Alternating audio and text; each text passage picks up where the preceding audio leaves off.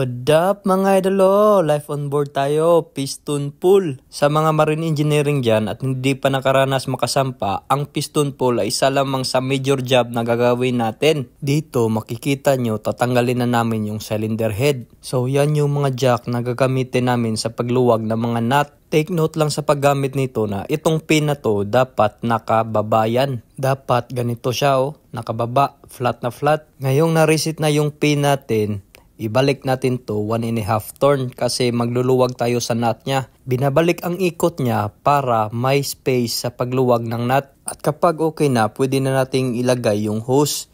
Ito naman, importante ito. You need to make it sure na dapat properly mo na ilagay yung hose na yan. So, dapat hindi maluwag. Before tayo mag-start ng hydraulic pump, we need also to make it sure na meron tayong space sa paglalagyan ng tummy bar para hindi tayo mahirapan sa pagluwag or pag-ikot ng nut natin. Kapag ready ng lahat, dito, start na natin yung pump. Yung pressure, nakadepende yan sa design ng makina nyo. Check nyo na lang sa manual. What's up mga idolo?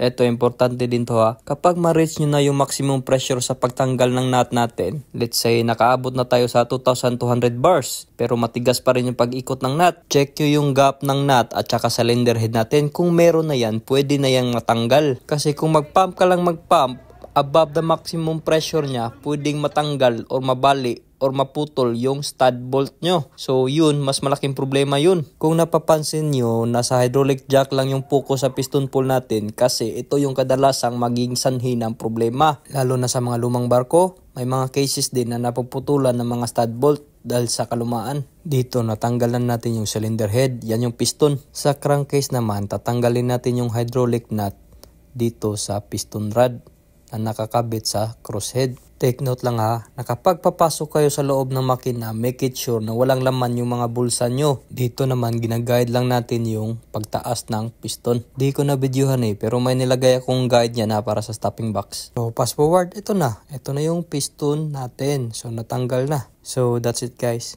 Bye-bye!